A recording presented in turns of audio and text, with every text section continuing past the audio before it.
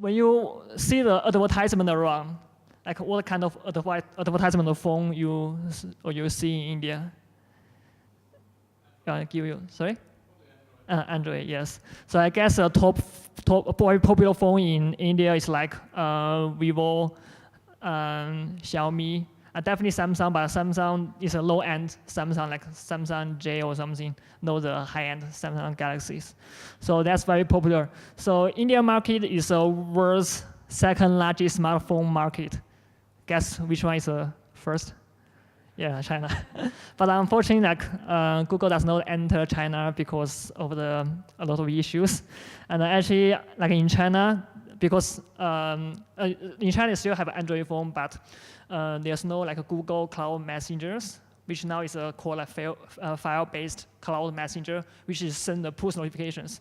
So a lot of apps in China is kind of they have to run in background and pulling data manually. So that's why a lot of people like a lot of apps in China really are doing some hacks and compete with the system resources, which is a bad thing. Actually, it's too far away from what we are talking about today.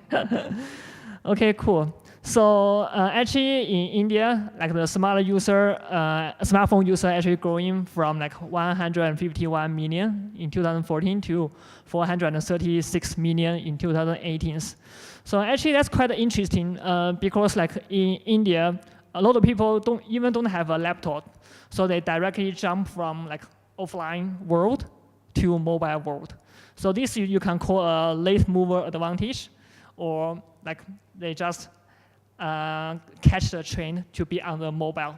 So that's why when you focus on next billion users, actually not only India, like other countries, for example, like Indonesia or Brazil or extra. So those people, they may not even use the same like technology as you think. So their technical stack are quite different. So when you build app, so you need to focus on what like user really like are using. So for example, for India, we directly build a mobile app. There's no like website you can do the payment. You must use a mobile to pay because that's actually where people are using like every day.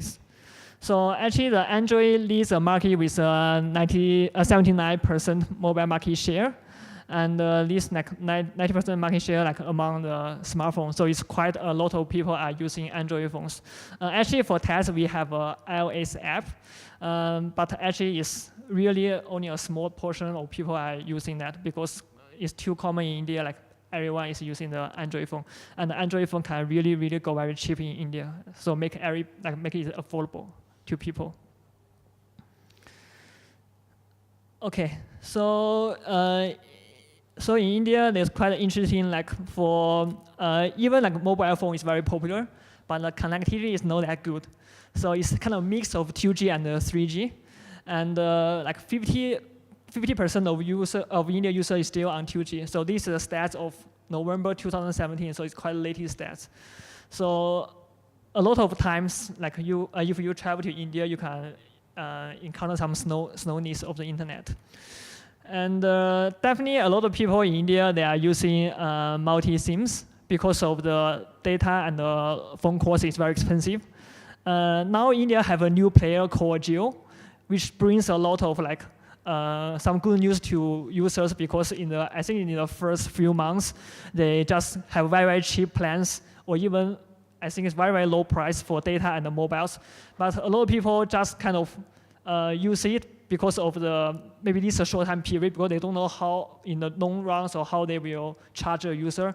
So they still keep their own SIM card, maybe just contact their families or make phone calls or something. But when you use data, they may use Jio. So that's very common in India why people use multi-SIM. I mean, even prior to like Jio come to the market, people are also using multi-SIM because some telecom provider have higher charge on the data. Some telecom provider have like lower charge on the like phone number or something. So people kind of take advantage, like use multiple SIMs so they can use data, they switch to SIM 1, and use phone call, they switch to SIM 2. So it's quite common practice. So it's unlike like in Singapore, everyone just have one SIM, like everything there. And also, yeah, long English. So in India, English is kind of common language, like a lot of people speak. A lot of people can speak, but actually when you travel, I mean, I know some of you are India, but who are not Indian, I travel to India and talk to local people. Can anyone raise a hand? Nobody. Okay, so actually when I travel to India, I have several occurrences talk to really local people. I mean, one use case is because I order food from Zomato. Zomato is kind of hungry go well, not really the same, but it's kind of, you can think about Uber Eats, similar to Uber Eats. It's like a food delivery service. And I order something from Zomato, and then the guy delivered the food. I'm very happy and come down to pick it up. And the guy cannot speak English. They speak local language. I said, oh my God. And also they cannot take a credit card because they don't have a POS machine. So how they pay? They ask you to use a phone to pay. I'm not like an India user, so I don't have a bank account in India, so you cannot really use a phone to pay. So that really sucks. I have to have my colleagues to come down to pay for me. So that's why you think English is very common, but it's definitely not that common to everyone, and a majority of people still prefer local language. In their day-to-day life, they may understand English, but when they still speak speak local language, and also when they read, also they read local language. So that's quite important. Like when you develop app, you need to take consideration of the localization, provide language supported in the countries. Okay, so next we are talking about Android part. Okay, so for connectivity, so just now you mentioned the connectivity is quite slow in India, and how we are going to solve the issues. So when we talk about slow, there's a kind of some definitions. I mean, there's absolute definition saying, oh, slow is really it's very slow to load the data. Second way, the slow is just means the user feels slow. So from our perspective, developer perspective, there's no way for us to change the infra. I mean, definitely we can invest and to improve the infra, but it's not like 1 day or 2 days. When you want to enter the market, the infra may not be mature. So the way you do it is, okay, how we can do some improvement to improve latency, to let the people feel it's not slow, even it's really slow. Okay, so the latency you can see here is perceived latency plus actual latency. So it's very simple mathematics formulas. And because the actual latency cannot be changed, I mean, it's an infra. So what you can do is you can only change the perceived latency to make it lower. So how can we make perceived latency lower? Firstly, we can use some placeholder UIs. So when you load a list, for example, for our payment apps, we are going to list a banks, a list of banks supported in India. So that list is around 50 banks. So we just load the placeholder image with some bank logo, and then later when definitely if the internet is good, people won't see the placeholder image. But if the internet is bad, they will see the placeholder image, and later the real image come and show the real image. So in this case, people can see, they don't see that bad because at least some text showing up. Maybe the UI does not look as good as the fast network, but user can still accept this. Second, definitely you can show indicator to show progress, waiting, loading, to at least say, okay, I'm trying hard, I'm really kind of respond to you, but damn, the network is really bad. So at least you show, okay, we are making some progress. Definitely you can prefetch some used content. So for example, just previously for the bank informations. So very unlikely the banks will change, there's new bank added or something, but it's very unlikely. So you can just, the first time user can feel, oh, it's quite painful to load it. But second time when you look at it, oh, it's quite fast, just load it because we just cache it. So that's why for some, you can, when you develop the apps, so you can think screen by screen, okay, what are content are kind of unlikely to change? Is there any way we can prefetch it, even maybe user jump to that page? So it's kind of different use case you can take into consideration. Okay, images. Images are quite interesting because if an app without image is more like a hello world app, right? No one is using it. So we have to deal with images and how we can make it better when the network is quite slow. So one thing is sizing, because a lot of phones in India is kind of low end, and the resolution may not be high. So if you say you use a kind of some phones maybe 10 years old, you can experience like how bad it is. Actually, that's why common in India, like kind of Android One phones. Not sure if you guys heard that. In India, Android One phone is only have 1 GB memories. I mean, it's total memory, like internal plus external, like 1 GB. Definitely, you can have an SD card, but not every app can move to SD card. So 1 GB is really bad, and also the resolution is not good. I think it's like 480 times 800, like DP in terms of DP. So in that case, like why you want to fetch very super high resolution? For example, when you are using like Samsung Galaxy or Google Pixel. Like why you want to fetch those pictures which suit to those high-end phone to the low-end phone? You don't need. So one way you can do it is when you fetch image, you can pass some argument saying, okay, for my phone, currently I only support like LDPI, or you can say, oh, it's 400 by 480 or something, like to specify, okay, what's your phone resolutions? And based on that, the server can return the corresponding image, like which only suit to your phones. So in this case, you don't need to download very super, like, how do you say, like fancy image for low-end phones. So this can speed up for the low-end phone. And also, we can use vector drawables. So why vector drawable better than image is for some simple element, especially those elements with some rectangle or some circles composite together. So in this case, if you have a full render PNG, it's quite, it takes a lot of like the space than the pure SVG, because SVG is just to say, oh, I have a line draw from here to there. So in this case, it really saves space. Definitely, if you fetch the dynamic from network, it will be super fast. And the Glide, I guess a lot of you guys may already use Glide. So this is a very, very good tool. It solves a lot of problems with some fetching, caching, sizing for images. And it can progressively render for some like secondary images and pre-compile some palette values for low resolution thumbnails. So this is quite good. So I guess you guys may already feel familiar with. But if you haven't used it, I mean, it's definitely a good tool to use to deal with the image.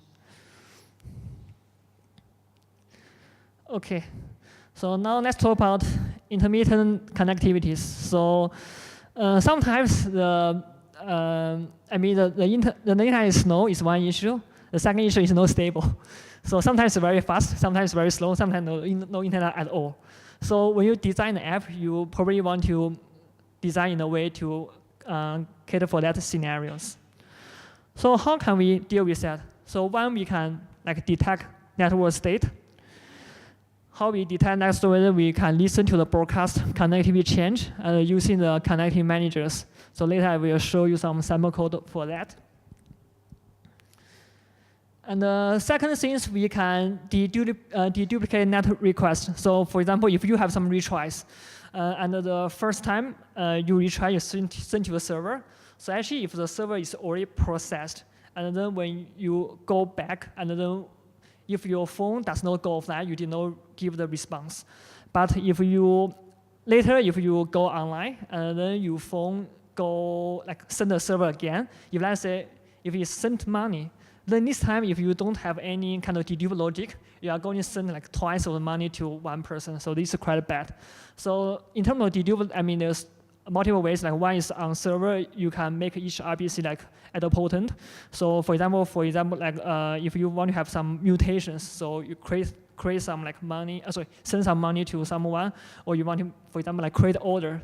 So in this case, you can pass some IDs there saying, oh, this is for this particular transfers. So if you do the second time, then if you see, oh, this one is kind of in progress, you shouldn't like send it again. Definitely, I mean, you can also do on the client side, like, that one is more like when you're fetching data, this data is already fetched, so it's already, we have these data, then we don't need to send the request to fetch again.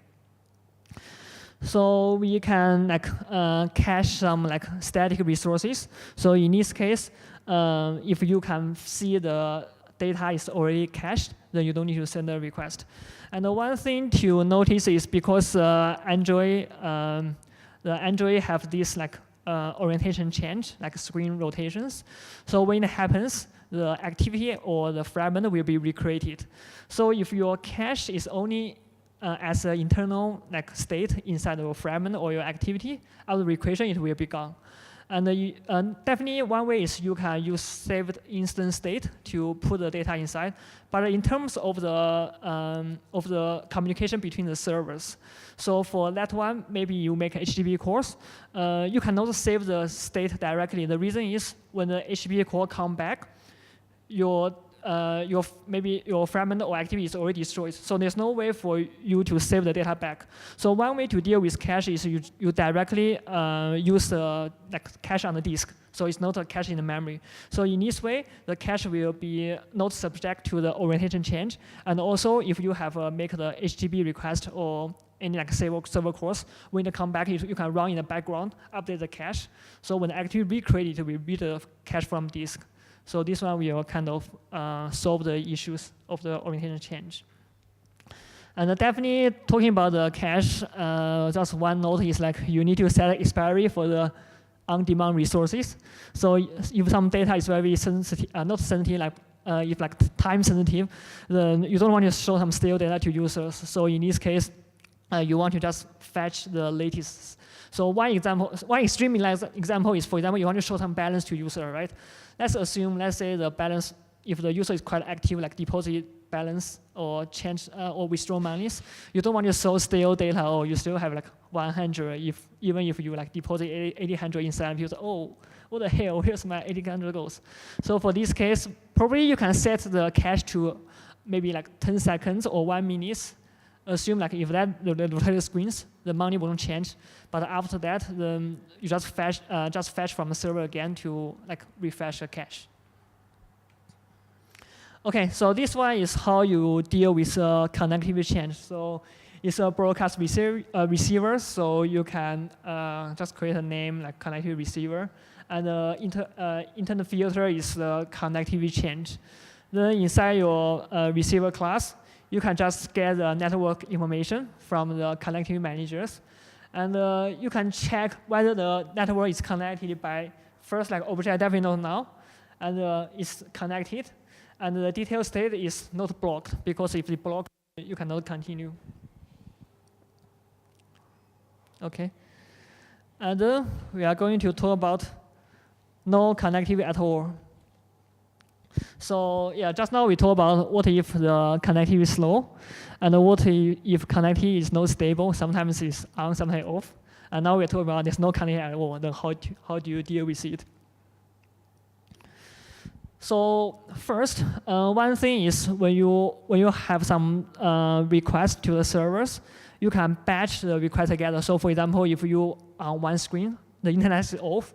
If let's say user want to click, for example, if a payment app, user click the first transaction, they want to see what the transaction details. Oh, no internet, they go back. They click the second transaction, they want to see the detail. No internet at all. They say, oh, I want to see it. And somehow maybe the internet just get up and oh, they can access the internet. Then in this case, you can just send a request for those two requests in the background and fetch the data. Then when user want to click the transaction, oh, super fast, you get the data back. They won't need to wait to send the request at a time the user demand. So you can just, for this kind of request, you can batch it, and then when the internet will be stored, you can send it and get the data back. And definitely, we can gracefully fall back to some offline state. So if you guys notice, for the Chrome web browser, when there's no offline, when there's offline, what you will show, it will show some dinosaurs so you can play around with. So actually, for India, we did something like this. So when we make a payment, if the payment takes very long times, so we just show some animation at the bottom, say, oh, we are really working hard, we get the payment through, but just waiting. So sometimes it's better just give user some information to let them know, oh, we are kind of connecting, we are not kind of freezed. So just wait for some times. So also there are some other things is you shouldn't block the users from the interactive app. So for example, let's say if you want to make a payment and then there's no internet, definitely they can go back, they can still see their for example, some transaction with other folks. You cannot say, oh, there's no internet. You cannot do anything. You must stay the screen, wait until the internet is up. So that's quite bad. And definitely there's some smooth upgrade for online later. So for example, let's say if you have you want to pay someone, you maybe create these orders and then send this order to someone else, and there's no internet, but the order may be already created locally. So when it's online, you can show some like UI changes, for example, like showing some like snack bar or some like snack bar like UI widget showing like, oh, I have an order for you, like you just created, do you want to send to someone? So it's more like from UX side perspective to make the app more interactive, to let people feel, oh, like we really care about you even there's no internet. And then for important transaction, for example, when you're doing some payment, like for example, you are talking to banks, and then there's no way for you to kind of know what's the status of bank for sometimes. So in this case, instead of just showing you waiting message, you can tell users, oh, there's no internet at all. Like probably I won't proceed. I won't like pay to the bank because there's no internet. You want to maybe try later. So this one is kind of take some precautions, like saying, oh, we are thinking about, oh, there's no internet. We probably don't do some action because it's for your best interest. Otherwise, like if you user pay something, and then they think, oh, this money may already go to the bank, but at the end, the money does not go to the other party, or they just waste some money, so it will be a very bad experience. So instead of just proceed, we can just warn user, oh, there's no connectivity, you can just try it again. Okay, and then we talk about compatibility. So for hardware, so in order to develop apps for the next billion user, especially the emerging market, so we need to care about like what are the phones they are using. So just now I mentioned like for Android one, so this one is kind of the phone we usually test because it's kind of 480 by 800 resolution and also 4-inch screens. It's kind of not that fancy phones and also not that super, because we also does not cover those very, very old phones because those old phones may not even support like a certain Android API. Later I will talk about which API is good. So we pick this one, and this one is kind of very good for the market. So when you guys, if you develop apps for emerging market, just do some research to see, okay, what are the phones are popular and what are sites are popular. Because the reason is, in terms of performance, in terms of UI, you want to test like how you change some like designs to suit this size UI, and also how you change some behavior to ensure it works smooth on the low-end device. And also 582 megabyte local storage. This one is also what we test, like if it's really low storage, like how the phone will respond.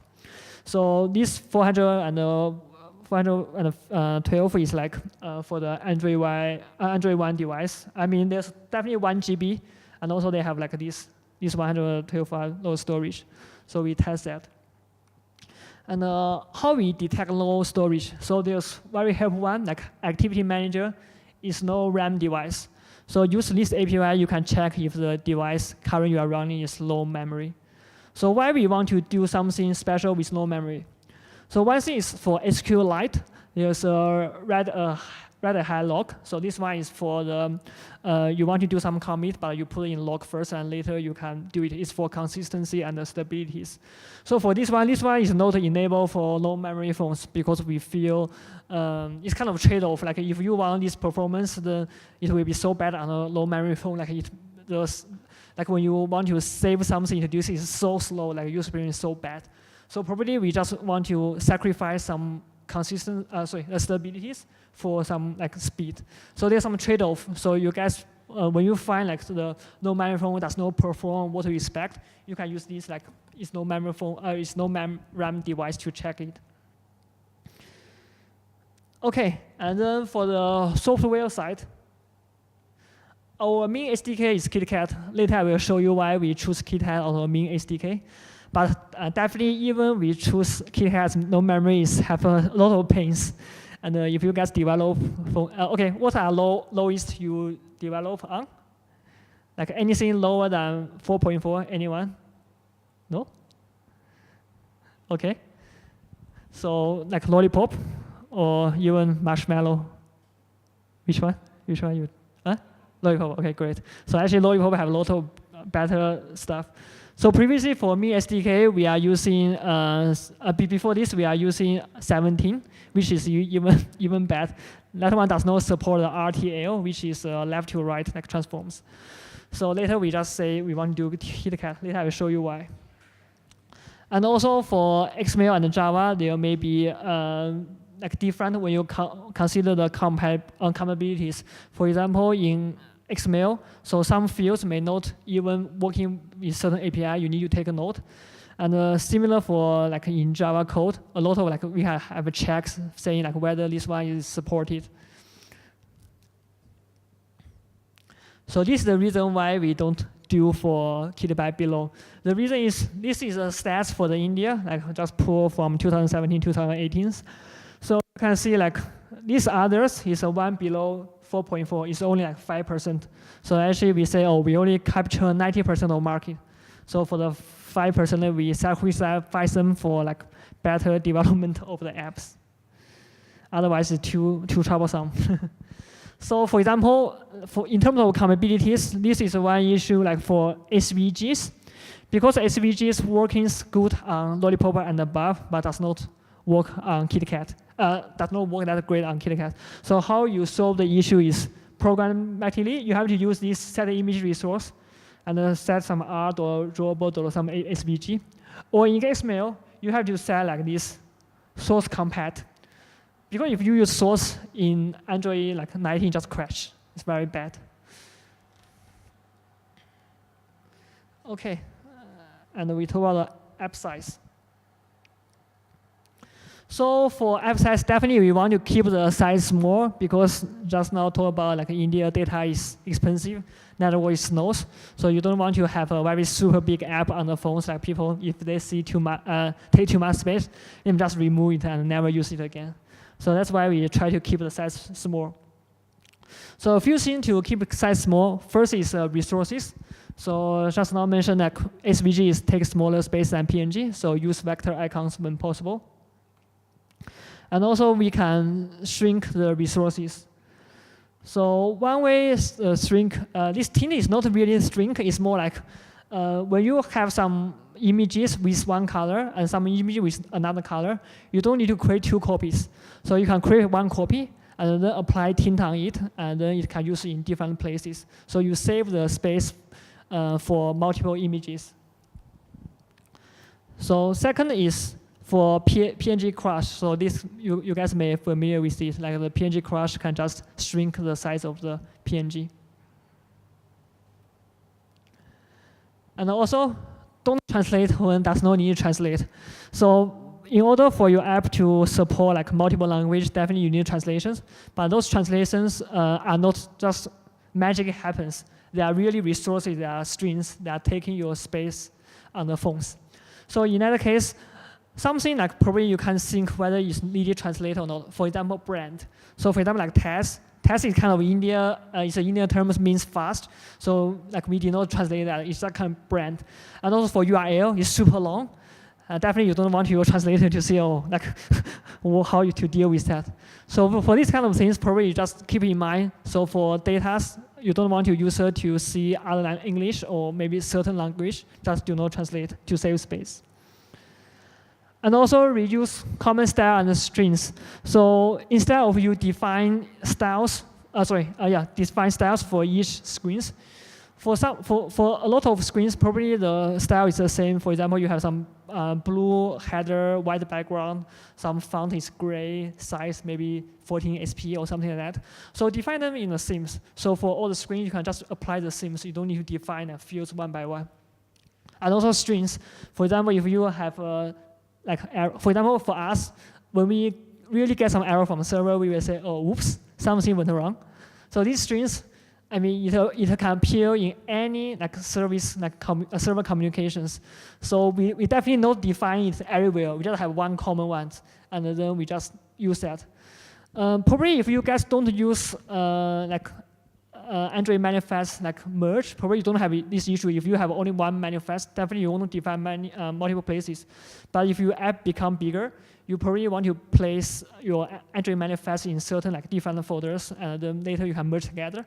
So in this case, instead of you define your string in each manifest, you can define in central place for those common strings. And for releases, if you want to keep app size small, definitely ProGuard is your friend. You definitely need to enable that. And also it's for security reason, like you don't want people to trace like what you like your code. And also always remember to apply the 3 optimization processes when you do the release build.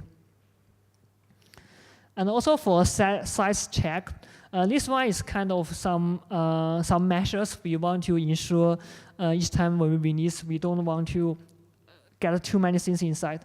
So this one will warn if increment larger than 25%. So this one you have to, for us, because we have some internal processes, we can detect the APK size like automatically. So each time when you have a new build, it will detect what's the difference, and then it will warn us if it's greater than 25%. So for you guys, probably you can have similar ways as well.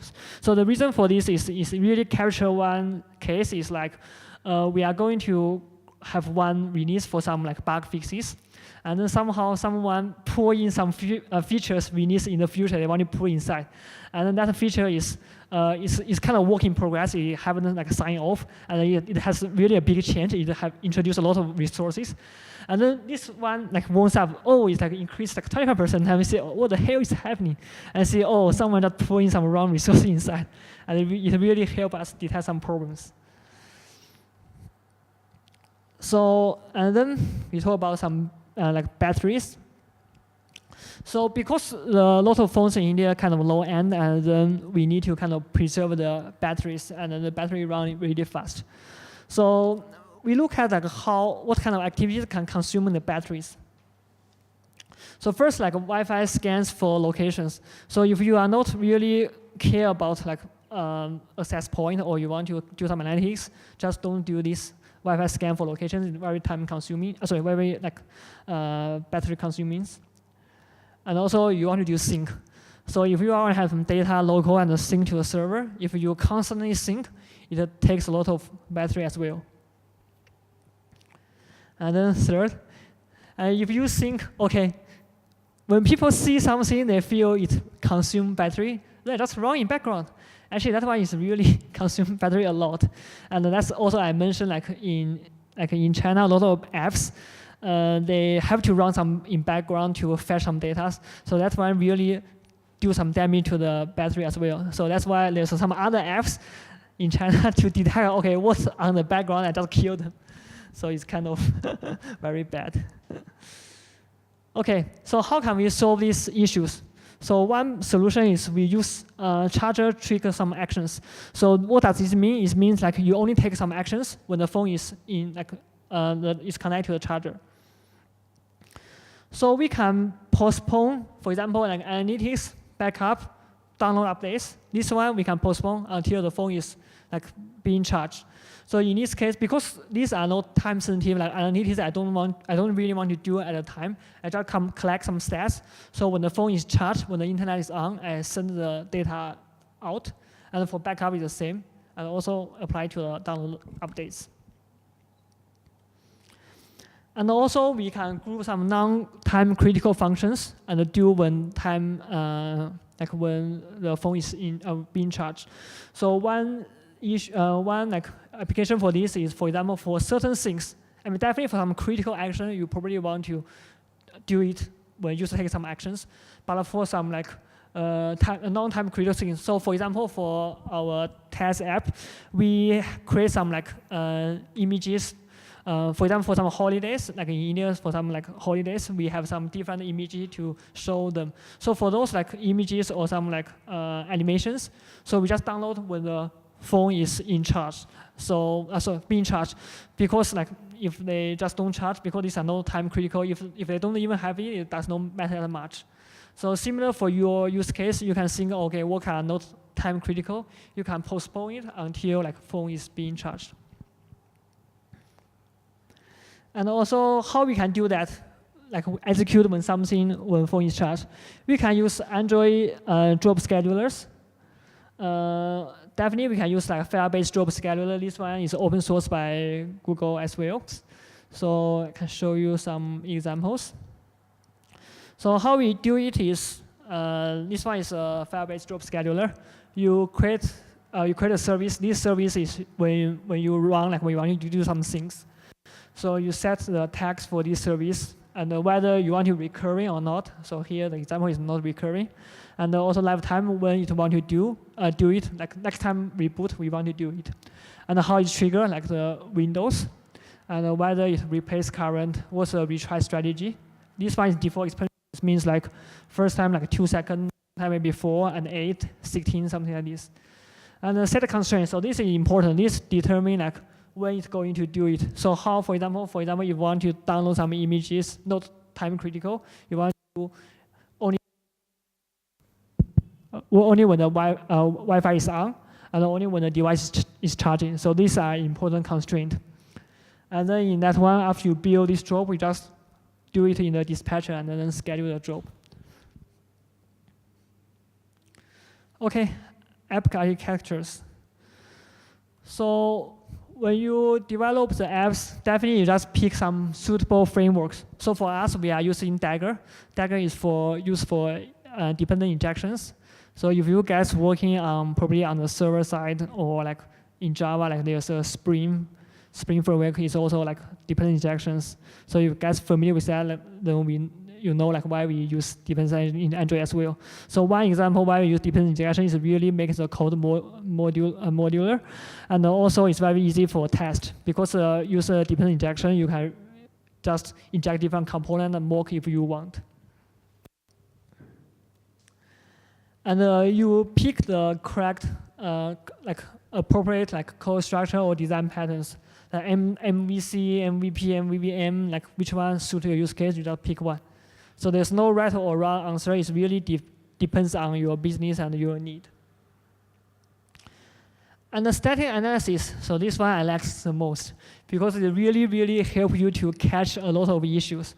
So for us, like we have this code review process, which is like someone writes the code and then the other person review before we can push to prod. So this one is really helpful to catch a lot of issues because another pair of eyes can kind of see it. So for some like very silly bugs, so for example, let's say a very simple one. If you have an extra statement, but the statement is empty statement without semicolon, and then it's kind of not very good, and then you don't want to take time to spot like these kind of small issues. So this one can all done by the static analysis error pros. So actually, if you check this website, there's a lot of cases. So actually, one useful example is a switch case. So in switch case in the error pro, like a lot of people may forget to write default, right? And then when you forget to write default, you sometimes really have some default behavior and does not take into account. So we said they will enforce you like for each statement. If the enum is exhaustive, you don't need to write default. Otherwise, you need to write default. The enum exhaustive means, for example, if you have enum have like 4 values, if you switch 4 values directly, then you probably don't need. But if you don't switch on those 4 cases, then you write default. And also it's smart. If you only have 3, they will warn you either you add another extra statement so they won't complain, or you add a default for that. And then prefer asynchronous APIs. So because you have a lot of, like, for example, server communication, you don't want to block on the US thread, so you probably want to run in background thread. So when you design an API, keep in mind just deploy in the async ways. For example, we are using the futures, like listenable futures, to like chain it. So in this case, if a method is in a synchronized, design in synchronized way, it's very easy to kind of call it to manage it. It's super difficult if you have some synchronous method you convert to async. The other way, if you have async, you want to convert to sync is super easy because for example, in the listenable future, they have a future or immediate future. You can directly execute the future synchronously.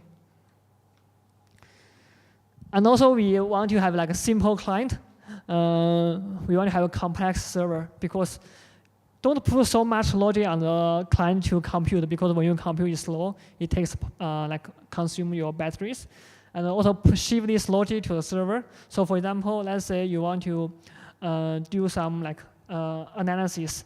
So for this analysis, you don't want to do it analysis on the phone itself. You just have the parameters. For example, what's the phone version, what's some user input, and you send to the server, and server do the analysis for you. Okay, for UI. So for UI, I just now mentioned for the sizing perspective, like you want to have a common ones.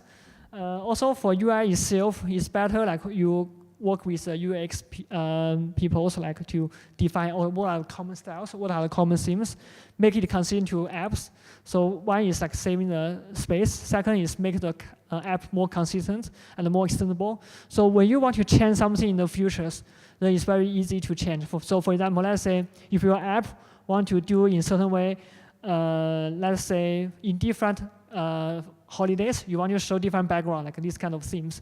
So if you have a common theme, it's very easy. You just have some like statement when your app start, or even in some like sync jobs, you just change that one to apply color to the other themes. Instead of you go to each like fragment, each activity, you have to set the color yourself. It's very troublesome. And the common widget. So for common widget, remember like don't repeat yourself. There's a lot of common widget online. Like you can search in GitHub. Also Google have some materials like widget as well. You can search for that. So don't create a lot of your own. And also if you create a widget, make sure like it can be used across app.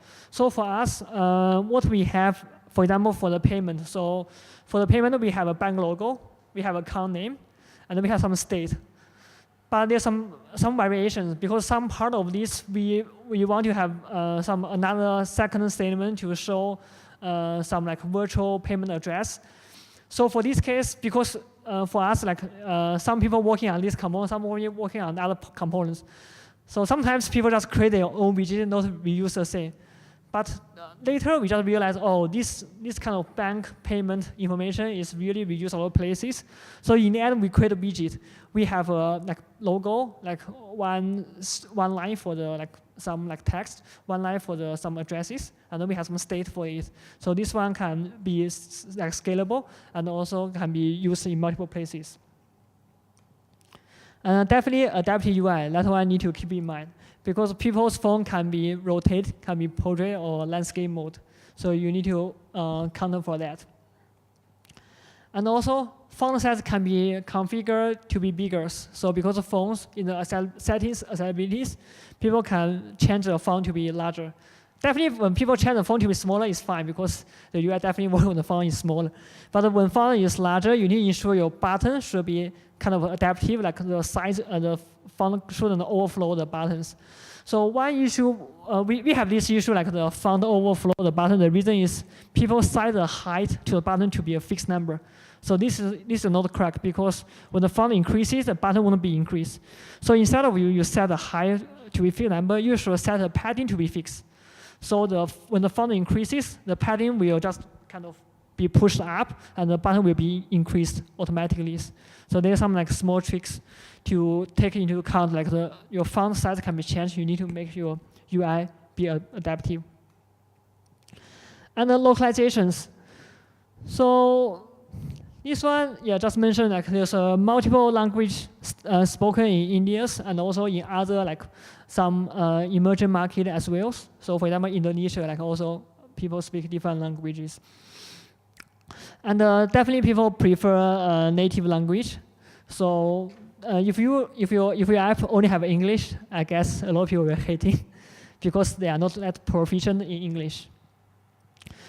So solutions, how we deal with it. Yeah, we have English versions. I mean, people's phones can have like English. So instead of you have some complex words to describe something, use a simple English, simple phrase to describe what you want. Don't make very complex sentence like people very difficult to understand. And also you can make the content more graphic, like instead of a lot of text, you can put some like graphical like interface to let people know like what you are going to do it. And also use some recognized icons. So for example, like let's say if you have a pencil, probably that one means you want to edit something. If you want to have some key here, that one is for like settings. So that's why you can also search, I think in the Google material icons, they have some icons you can download, or even I think on GitHub or somewhere, like there's a lot of material icons. You can use common ones, and people can recognize it immediately. And last one, we use a list language selector page, so you can see our apps. So the first time when you open the apps, there's like language selector like English and a lot of like other language like the Hindi, like Tamil and Telugu extras. So the reason why we do this is because based on the recent study, a lot of people in India they use phone. The phone native system language is English, and they want most of their apps maybe in English for some like simple functions. But for some apps, they want to be local language. For example, for the payment, the reason why the payment they want to in native is because, for example, if they send some message to some other people as part of my payment, saying like, "Oh, I pay you because we have dinner, like oh, I pay this amount." So in that case, they prefer this kind of app to be in native language.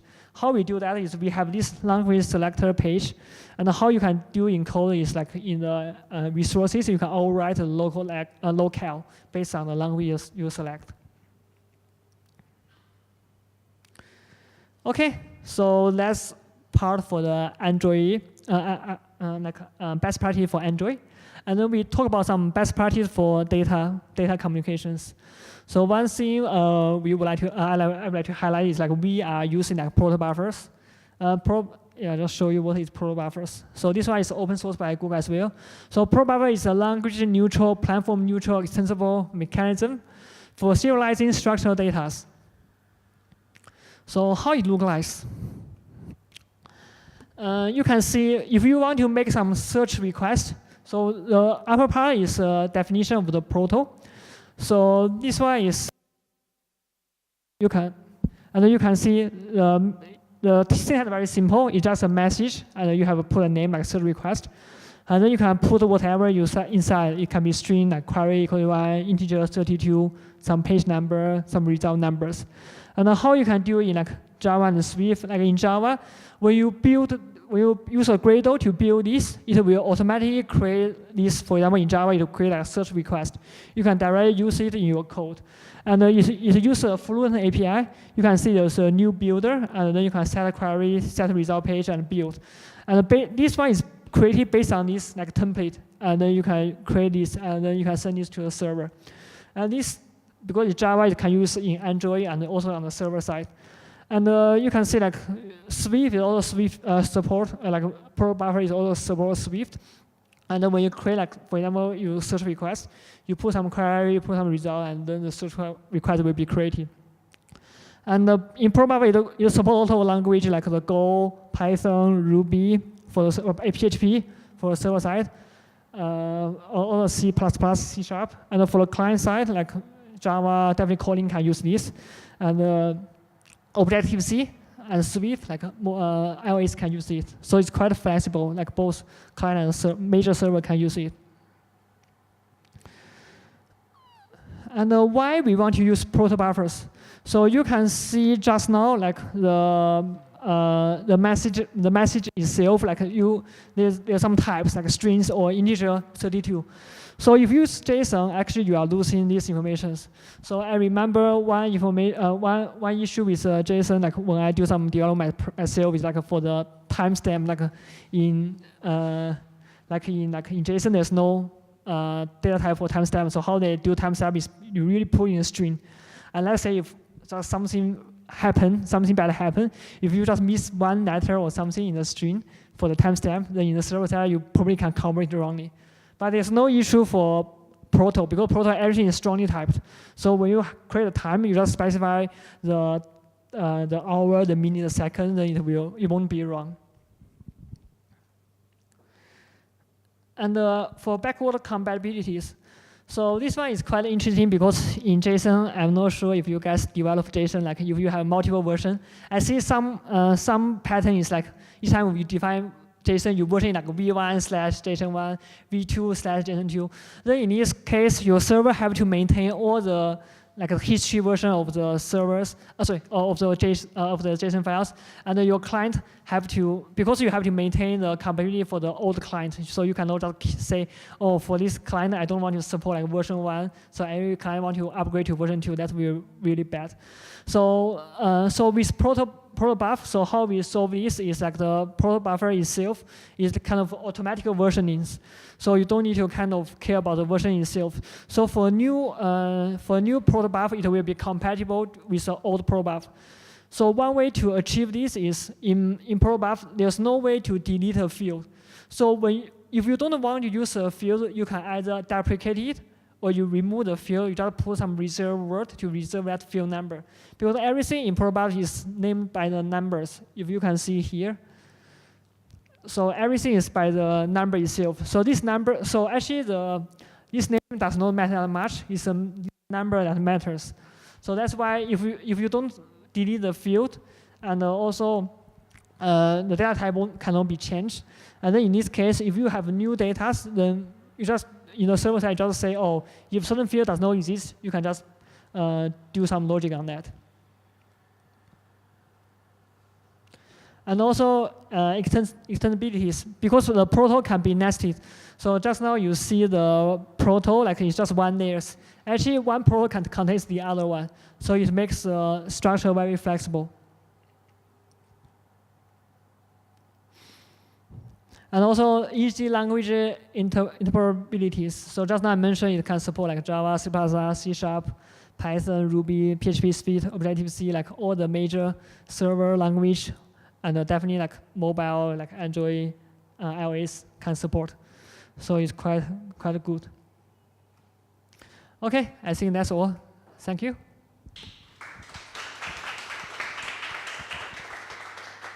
And any questions?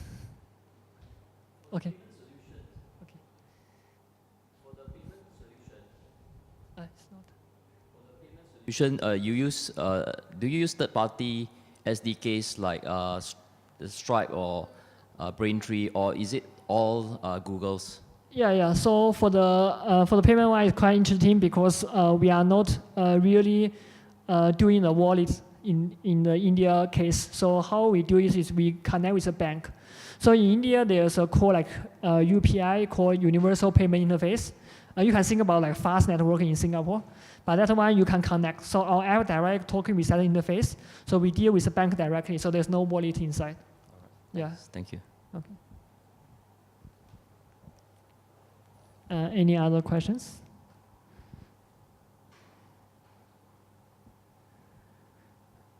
Okay. If not, thank you all. Okay.